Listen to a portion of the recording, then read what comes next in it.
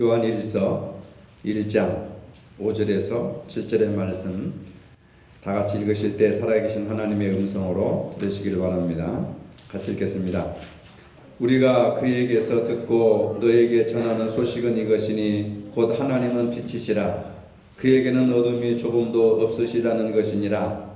만일 우리가 하나님과 사귐이 있다 하고 어둠에 행하면 거짓말을 하고 진리를 행하지 아니함이거니와 그가 빛 가운데 계신 것 같이 우리도 빛 가운데 행하면 우리가 서로 사귐이 있고 그 아들 예수의 피가 우리를 모든 죄에서 깨끗하게 하실 것이요. 아멘. 요즘 우리 사회를 규정짓는 말 중에 혼술남녀라고 하는 말이 유행입니다. 여러분 한 번쯤 들어보셨을 줄 압니다. 혼술남녀. 혼술남녀는 혼자 술을 마시고 혼자 밥을 먹는 젊은 층을 가리키는 말입니다. 경제가 어려워지면서 취직도 안 되고 그러다 보니까 자연히 연애도 못하고 사귀지도 못하고 그러니까 혼자 술을 마시고 혼자 밥을 먹는 새로운 어떤 신조어가 되어서 혼술남녀라고 하는 말이 지금 우리 사회의 유행으로 돌고 있습니다. 히키코모리라고 하는 말을 들어보셨는지요? 일본 말인데 일본 사회에서도 최소한 3개월 이상을 집에 틀어박혀 가지고 외부와의 접촉을 일체 피한 채 혼자 살아가는 그러한 젊은 층들을 히키코모리라고 하는 말로 대변하고 있습니다. 2016년을 기준으로 일본에서 히키코모리가 약 54만 명에 이른다고 합니다. 우리나라에서도 두문불출 혼자 밖에 나가지도 않고 취직도 않고 그냥 혼자 먹고 사는 사람이 약 30만 명 정도일 것으로 추정을 하고 있습니다.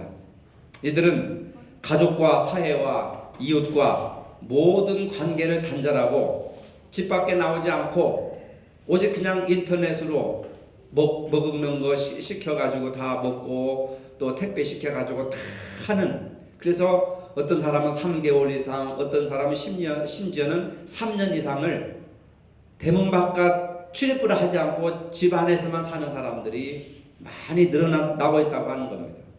혼자 먹고 혼자 자고 혼자 쓰고 혼자 방 안에서 생활하는 사람.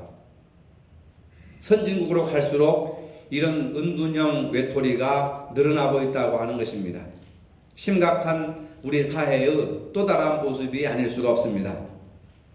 신앙생활은 예수 그리스도를 구주로 믿고 하나님의 자녀가 되는 것을 말합니다. 우리는 교회에 등록한 성도들을 예수 안에서 한 가족이라고 말합니다. 그러나 엄밀하게 따져보면은 서로의 형편과 처지를 잘 모르면서 한 가족이라고 하는 것은 모순이 있는 것입니다. 적어도 한 가족이라고 한다면은 서로의 형편과 처지를 잘 알 수 있는 그러한 친밀한 관계가 유지되어야 그것을 가족이라고 이야기할 수 있습니다. 그런데 어떻게 하면은 서로의 형편과 처지를 잘 알 수 있을까? 바로 교제를 통해서 가능하다고 하는 겁니다. 바울은 교제와 관련하여서 이런 말씀을 하고 있습니다. 고린도전서 12장 27절에 너희는 그리스도의 몸이요 지체의 각 부분이라. 예수를 그리스도로 믿는 사람들은 예수님의 몸이라는 겁니다. 그리고 예수님의 몸으로서의 어떤 사람은 머리, 어떤 사람은 귀, 어떤 사람은 코, 어떤 사람은 눈, 입, 손발, 그 역할을 감당하는 것입니다.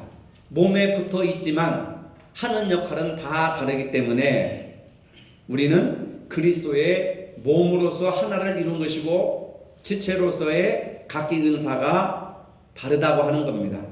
바울은 교회를 그리스도의 몸이고 성도는 그 몸에 붙어있는 각 지체라고 말씀하고 있습니다. 그리스도는 바로 몸을 이루고 우리는 예수님의 몸을 구성하는 각 지체라고 하는 겁니다. 그래서 교회는 그리스도와 연합하고 성도가 서로 연합되어 있다고 하는 것을 말하는 겁니다. 우리는 교회를 통해서 주님과 교제할 뿐만 아니라 성도들끼리 교제하는 것이 가장 합당한 신앙생활의 모습이라고 성경은 말하고 있습니다. 그런데 우리는 어떻게 하고 있는가? 실제 삶 속에서는 서로 교제하지 않고 교제가 단절되어 있습니다.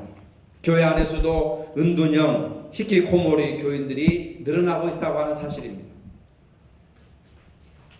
남에게 가까이 가지도 않고 남이 내게 오는 것도 싫고 가는 것도 싫고 오는 것도 싫고 주는 것도 싫고 받는 것도 싫고 그냥 아무 관심도 갖지 않고 남에게 관심도 주지 않고 남의 관심도 받지 않고 그냥 나 혼자 신앙생활 하겠다 하는 이런 은둔형 교인들이 갈수록 늘어나고 있다고 하는 겁니다.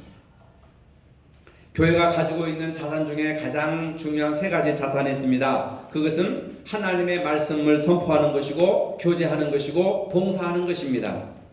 말씀 선포는 말씀을 통한 하나님과의 교제이고 교제는 성도 상호 간의 교제이고 봉사는 세상을 향한 교제가 봉사라고 이야기할 수가 있는 것입니다. 이 세 가지가 서로 각각 독립되어 있는 것 같지만은 서로 긴밀하게 연관되어 있습니다. 왜?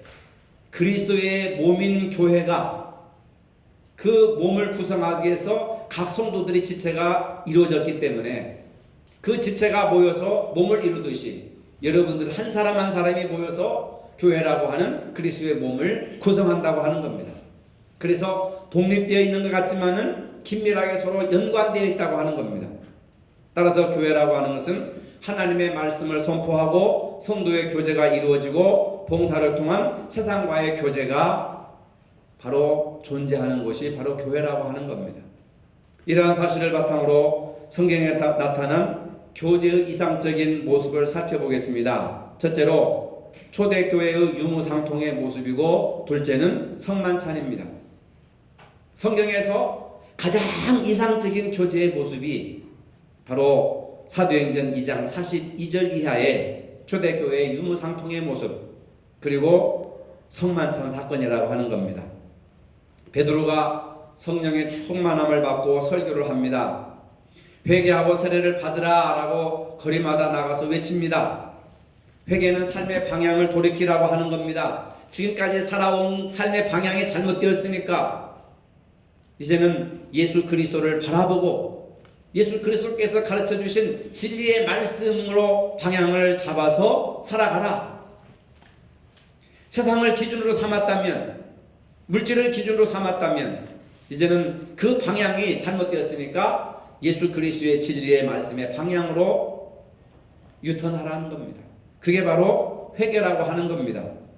그리고 예수 그리스도의 이름으로 세례를 받으라고 선포합니다. 세례를 받는다고 하는 것은 죄사함을 받는다고 하는 것을 의미합니다. 이런 간단한 얘기를 통해서 사람들이 얼마나 큰 변화를 받았느냐면 3,000명이나 회개하고 예수를 믿기로 작정을 했습니다.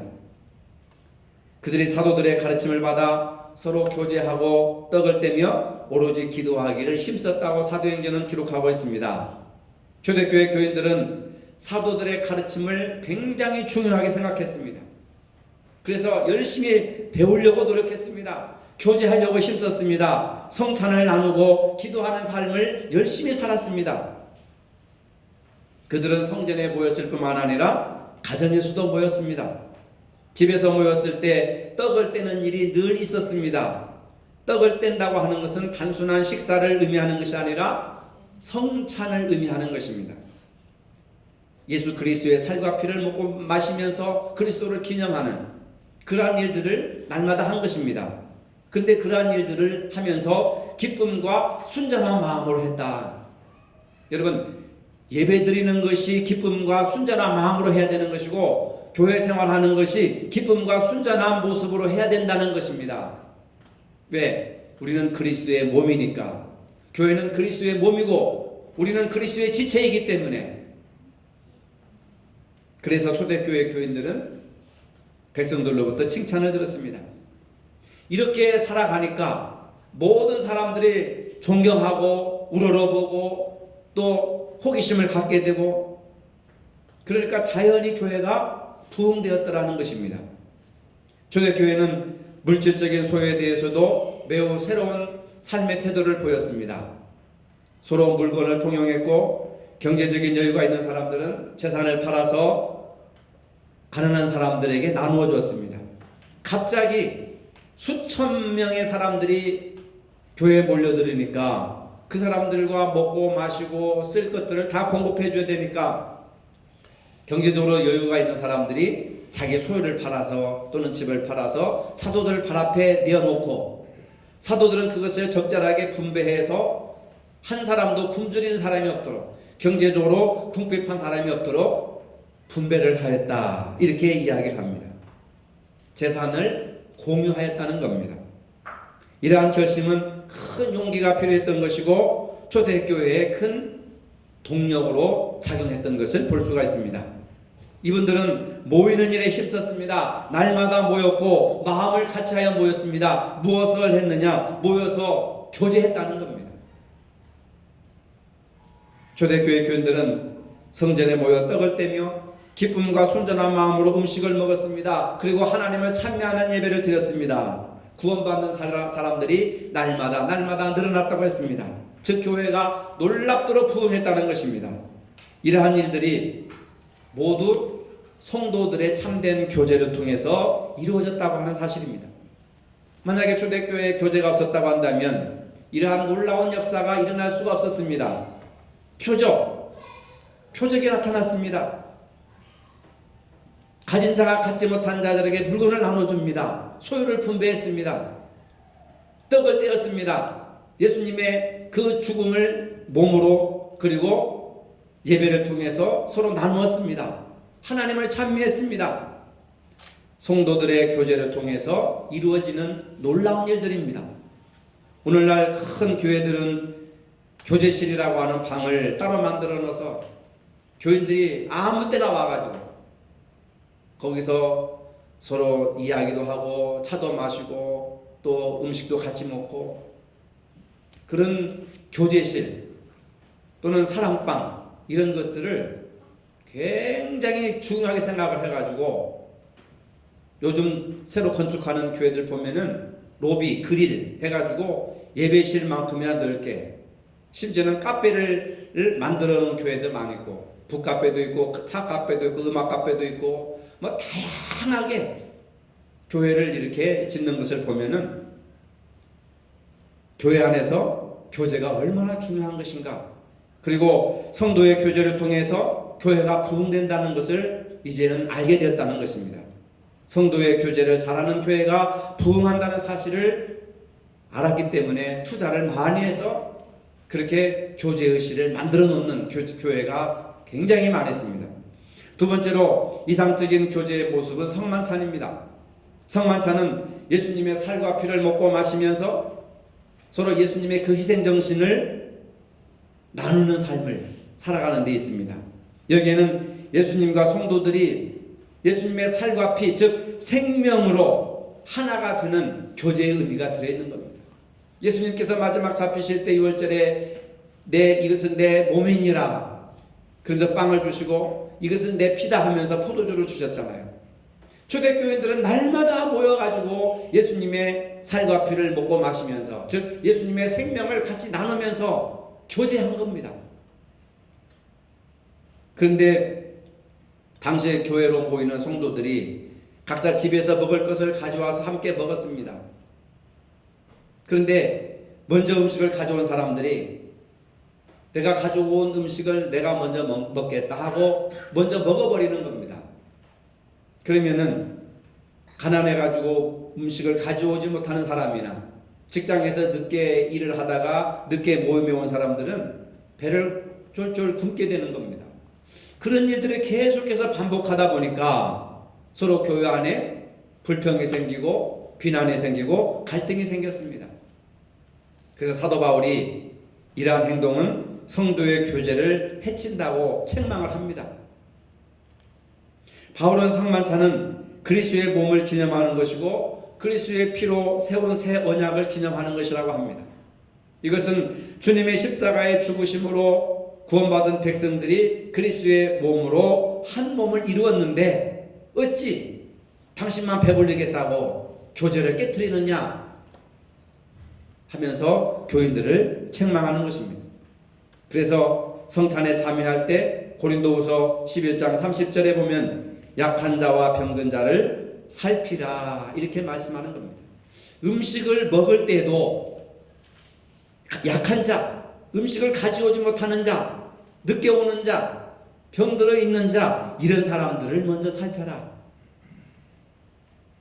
약한 자와 병든 자들에게 관심을 가지고 교제를 게을리하지 말라라고 하는 바울의 말씀입니다.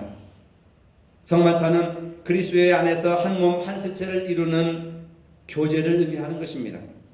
이는 예배 때만 잠시 행사로 하는 것이 아니고 우리가 그리스도 안에서 한 몸을 이루고 연합함으로써 서로 하나가 되는 것을 의미하는 것입니다. 여러분들이 성은 다르고 가정은 다르고 직장도 다르고 생각이 다 달라도 이 교회를 통해서 예수 그리스도와 한 몸을 이루는 지체들이라고 하는 겁니다. 그래서 여러분들은 다 그리스도의 몸의 일부분이라고 말입니다. 이걸 우리가 잊어서는 안 되는 겁니다. 나는 예수 그리스도의 몸의 일부분이다. 그것을 우리가 지체의식이라고 하는데 그 지체의식을 한시라도 잊어버리면 개인주의로 흘러가 버리고 이기주의로 흘러가 버리고 나만 잘 먹고 잘 살고 나만 죽어서 천당 가면 된다라고 하는 아주 잘못된 신앙으로 전락해 버린다고 하는 겁니다. 사람이 누구와 교제를 나누면서 사는가가 참으로 중요합니다. 교제의 대상이 나쁜 사람이면 나도 나쁜 사람을 닮아가게 되는 겁니다. 교제의 대상이 원망과 불평의 사람이라면 나도 몰래 신앙생활하면서 원망과 불평을 입에 달면서 신앙생활합니다.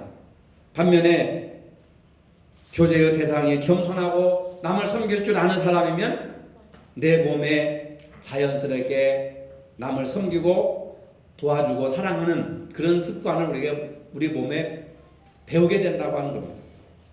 우리가 날마다 고백하는 신앙 사도신경 신앙 고백에 보면은 이런 내용이 소개되고 있죠.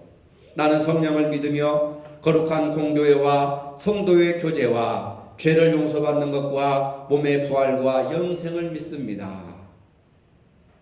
저는 새벽마다 이 사도신경을 예배 전에 이렇게 보면서 나는 정말 이 말씀에 합당한 신앙 고백을 하고 있는가?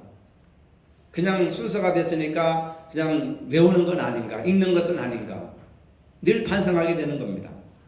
여러분, 성령을 믿는 사람은 거룩한 교회를 믿으라는 겁니다. 교회 자체를 믿으라고 한 것이 아니라 교회의 존재, 교회의 그 권위, 하나님이 왜 이 땅에 교회를 세워주셨는가를 그 믿으라고 하는 겁니다.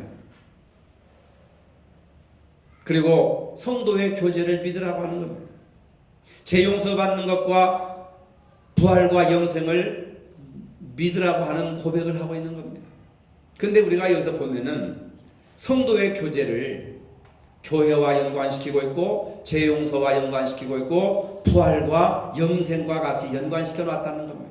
같은 반열에 올려놨다고 하는 겁니다. 이 얘기는 뭐냐면 성도의 교제가 교회와 죄 용서와 부활과 영생과 같은 레벨이라고 하는 거예요. 같은 수준이라고 하는 겁니다.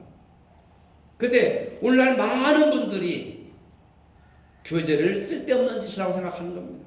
그냥 예배만 드리면 되지. 뭘 쓸데 앉아서 잡담을 하고 모여서 커피 마시고 이걸 굉장히 싫어하는 사람들이 있어요. 그래서 예배만 드리면 돼. 예배만 드리고 집에 가. 이건 잘못된 겁니다. 성도의 교제와 죄 용서받는 것과 부활과 영생을 믿습니다. 여러분, 부활을 믿고 죄 용서를 받고 영생을 믿고 교회가 그리스도의 몸이라는 것을 믿으시면 성도의 교제도 믿으시기를 바랍니다. 성도의 교제가 얼마나 중요한 것인가. 이처럼 교회는 교제하도록 만들어진 공동체라고 하는 겁니다. 하나님께서 아담에게 하와를 돕는 배필로 주신 것은 일 시켜 먹고 애 낳고 설거지하고 일을 하고 하나님께서 하와를 붙여주신 것이 아닙니다. 교제의 대상, 파트너로 인생 함께 살아가는데 하나님 섬기는데 같은 파트너로 돕는 배필, 그게 파트너입니다. 하와를 붙여주신 것입니다. 인간은 서로 교제하지 않고는 살아갈 수 없는 존재로 만드셨습니다. 바울은 교회를 그리스도의 몸이고 성도는 그 몸의 지체라고 강조하면서 말씀하고 있습니다. 여러분들을 새성교회의 교인 되게 하신 것은 이 교회를 통해서 하나님과 교제하고 서로 성도들 간에 상호 교제하는 파트너로 그리스도의 몸을 이루는 그러한 그리스도의 지체들로, 즉 그리스도의 일을 하는 파트너로 붙여주셨다는 것을 믿으시기를 바랍니다. 성도는 교회를 통해서 주님과 교제할 뿐만 아니라 성도 상호 간에 교제하는 겁니다. 혼자 예배를 잘 드리는 것도 중요하지만은 성도 간의 교제가 없으면 그리스도인답게 살아갈 수가 없습니다. 오늘 보면 1장 3절을 보면은 우리가 보고 들은 바를 너희에게도 전함은 너희로 우리와 사귐이 있게 하려 함이니, 사귐, 바로 이것이 교제라고 하는 겁니다. 사귐이 있게 하려 함이니 우리의 사귐은 아버지와 그 아들 예수 그리스도와 더불어 누림이라. 성도의 교제는 하나님 아버지와 그의 아들 예수 그리스도와 더불어 살아가는 것이 성도의 교제라고 하는 겁니다. 7절에 보면은 교제의 중요성을 얘기하는데, 성도들이 빛 가운데, 그가 빛 가운데 계신 것 같이 우리도, 그러니까 하나님의 아들 예수 그리스도가 빛 가운데 계신 것 같이 성도들도 빛 가운데 행하면 우리가 서로 사귐이 있고 그 아들 예수의 피가 우리를 모든 죄에서 깨끗하게 하실 것이요.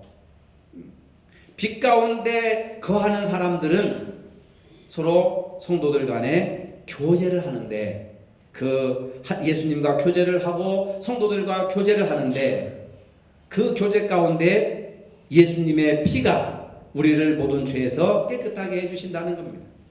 예수님과 교제할 때, 성도들과 교제를 이룰 때 죄 용서가 이루어진다는 것이 바로 이 말씀이라고 하는 겁니다. 모든 교회 안에서의 갈등과 분열은 공동체가 병들어 있다는 증상입니다. 예수 그리스도를 중심으로 한 건강한 교제가 이루어지기 위해서는 우리 마음을 성령님이 지배하셔야 되는 겁니다. 교회는 그냥 와서 예배드리고 가는 그런 곳이 아닙니다. 서로 교제를 나누며 함께 살아가는 모임이 교회라고 하는 것입니다. 특별한 사랑으로 서로 이해하고 서로 도와주고 서로에게 힘이 되어주는 것이 교회라고 하는 것입니다. 험한 세상의 다리가 되어서 끝까지 믿음으로 승리할 수 있도록 서로 위로하고 서로 손잡아주고 서로 격려해주고, 지난주에 설교했던 것처럼 서로 섬기고 서로 나누고 서로 배려해주는 것이 교회라고 하는 겁니다. 이것이 바로 예수 그리스도와 함께 동행하는 삶의 모습이라고 하는 겁니다. 여러분, 예수 믿는다고 하는 것이 뭡니까? 예수님과 동행하는 것입니다. 예수님과 동행하는 것이 무엇입니까? 예수님과 교제하고 성도들 간에 아름다운 교제를 이루는 것, 이것이 바로 예수 그리스도와 함께하는 삶이라고 하는 겁니다. 사람들은 큰 일을 하기 위해서는 대형교회에 나가야 된다 이렇게 생각하는 사람들이 많습니다. 그러나 대형교회 대부분의 사람들은 구경꾼이 많습니다. 많은 사람들이 모인다고 해서 결국은 다 충성된 일꾼들이 아닙니다. 그 중에서도 약 한 10% 내지 20%그 안에 있는 사람들이 일꾼이고 나머지는 그냥 교회에 다니는 썬데이 크리스찬들이 많이 있습니다. 그러나 작은 교회라도 한 사람 한 사람이 자기 본분을 다한다면 수백 명이 모이는 교회 일을 할 수가 있다고 하는 겁니다. 중요한 것은 교회가 무슨 일을 하기 위해서 모이는 것이 아니라는 겁니다. 여러분들 일하기 위해서 교회에 모인다면 반드시 문제가 생기는 겁니다. 일하기 위해서 교회에 오는 것이 아닙니다, 여러분. 왜 교회를 모이느냐? 서로 한 마음이 되고 서로 힘을 합하여서 서로 나누고 서로 교제하기 위해서 모이는 모임이라는 것을 여러분들이 잊어서는 안 되는 겁니다. 교회 성도들이 서로 친밀하게 교제함으로 힘을 주고 그렇게 함으로써 주님의 일을 해나가는 것이지 일을 위해서 모이는 것이 아닙니다. 교회에서 서로의 교제가 우선되어야 한다는 것, 서로 교제 가운데 기쁨과 즐거움과 순전한 마음으로 한 마음 한 뜻을 이루었을 때 일이 되어지는 것이지요. 일을 위해서 모인다면 지치고 힘들어서 어떻게 우리가 주일을 하겠습니까? 주일을 하다가 상처받고 시험 드는 것이 일하러 교회 나오기 때문에 문제가 되는 거예요. 하나님께 예배드리고 성도들과 교제하기 위해서 교회를 나와야 되지요. 그렇다고 한다면 우리가 어떠한 교제가 참된 교제를 할 수 있는가, 어떻게 해야 참된 교제를 할 수 있는가 문제입니다. 무엇보다도 먼저 공적인 예배를 함께 드리는 데 힘써야 되는 겁니다. 그리스도인의 교제는 언제나 말씀과 기도가 포함된 예배와 함께 했지 단독으로 인간적인 만남을 추구한 것은 절대로 아니었습니다. 요즘 인터넷 방송이나 또는 SNS 매체를 통해서 설교를 듣고 성경 공부를 하는 사람들이 많이 있습니다.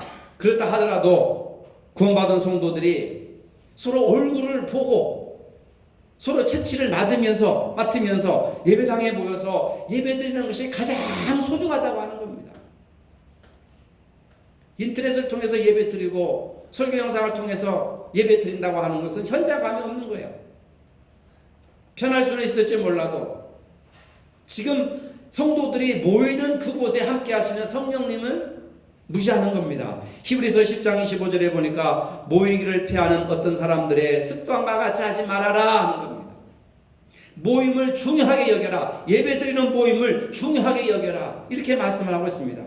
그렇기 때문에 우리는 주일을 거룩하게 지켜야 하는 겁니다.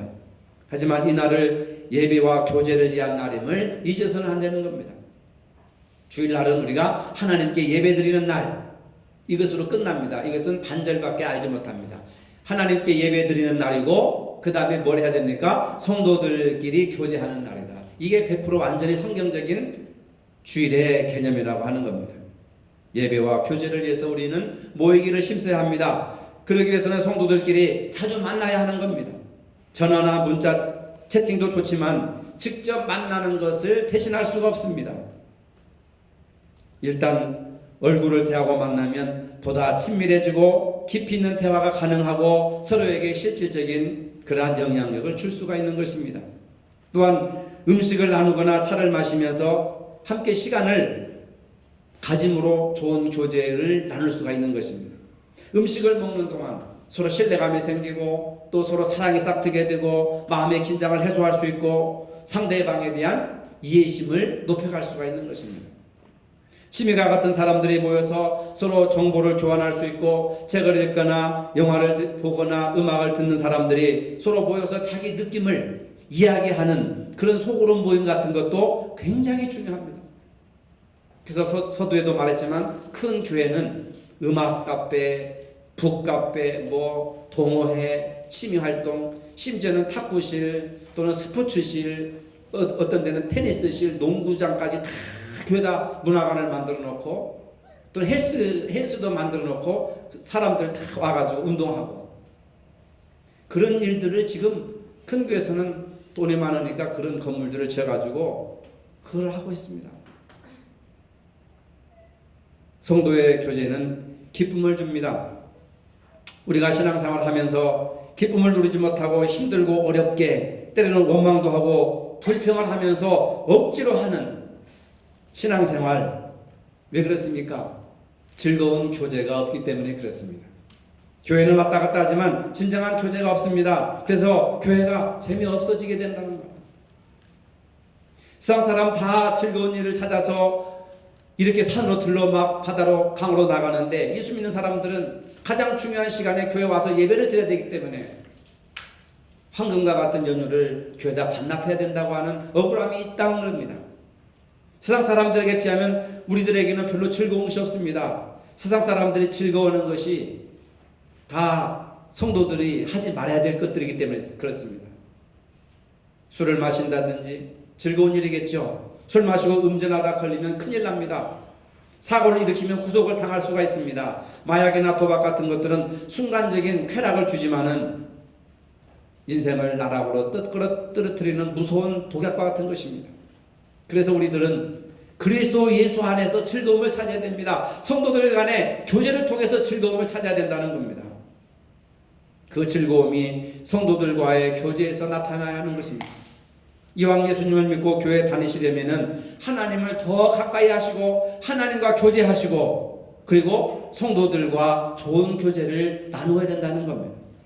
교제라는 말은 헬라어로 코이노니아라고 하는 말입니다. 친교, 교제, 참여, 구제, 동정, 사귐 이런 한국말로 번역할 수가 있습니다. 성도 간의 교제라는 것은 서로 말이 통하고 서로 마음이 통하고 서로 왕래를 하고 서로 나누는 것이 중요하다는 겁니다. 여러분, 교회 안에서 서로 말이 통하는 사람이 있습니까? 마음이 통하는 사람이 있습니까? 서로 왕래하는 사람이 있습니까? 서로 나누는 사람이 있습니까? 여러분, 없잖아요. 있어도 그냥 한두 사람도 있으면 얼마나 교회 생활이 즐겁겠습니까? 대부분 가족 외에는 없잖아요, 여러분. 말이 통하는 교회, 마음이 통하는 교회, 서로 왕래하는 교회, 서로 교통하는 교회. 옛날 성경에서는 성령의 교통이라고 했습니다. 지금은 소통이라는 말을 많이 쓰지만은 자동차가 이렇게 왔다 갔다 하는 것이 교통이잖아요. 성도들이 왔다 갔다 하는 것이 하나도 없어요. 문자도 왔다 갔다 하지 않고 전화도 왔다 가지도 않고 뭐 마음도 말도 딱 단절돼 있어가지고 갈수록 은둔형 교인들이 많고, 그러다 보니까 외로워서 교회도 아니구나, 더 즐거운 것을 찾아 나가자 하고 교회를 떠나는 사람들이 많이 있습니다. 여러분, 교인들끼리, 여러분들끼리 서로 마음이 통하고 서로 말이 통하고 서로 왕래하고 서로 나누는 이러한 삶을 사시기 바랍니다. 이렇게 하기 위해서는 우리가 어떤 자세를 해야 되느냐? 만나면 무슨 말이든지 좀 반갑게 먼저 말을 건네시기 바랍니다. 우리 예수 믿는 사람들이 주일날만이라도 이것을 한번 실천해 봐야 돼요. 먼저 반갑게 말을 건네는 거, 웃는 모습으로 좀 상대방을 대해주는 거, 그리고 어떤 식으로든지 상대방의 이름을 불러준다고 하는 거. 사람에게 가장 아름다운 음악은요, 자기 이름을 불러주는 것이라는 겁니다. 세상 어디에 가서 여러분들 이름을 불러줍니까? 교회 안에서 아무개 권사님, 아무개 집사님, 아무개 성도님 이름을 불러준다는 것은 굉장히 기쁨이요 자랑거리가 되는 겁니다. 그 다음에 상대방에게 친절을 베풀으려고 하는 겁니다. 작은 친절이라도 가슴에 와 닿는 겁니다. 감동을 주는 겁니다. 그 다음에 진정한 관심을 한번 가져보세요. 자기에게 관심을 가져주는 사람을 싫어할 사람이 없습니다. 그리고 서로 상대방의 장점을 한번 칭찬해 주시기 바랍니다. 반면에 절대로 교인들 안에는 비난해서는 안 됩니다. 누가 비난하면 그 말이 메아리가 돼서 내 귀에, 자기 귀에 들려온다는 겁니다. 들어서 기분 좋은 말을 하고 부정적인 말을 하지 말아라. 이러한 것들이 작은 것이지만은 이러한 것들이 내 몸에 습관이 되었을 때는 분위기가 좋아지는 것이고 그 사람 주변에 사람이 많이 끌게 되는 겁니다. 현대인들은 교제하고 싶은 마음 때문에 교회를 찾는 사람들이 많이 있습니다.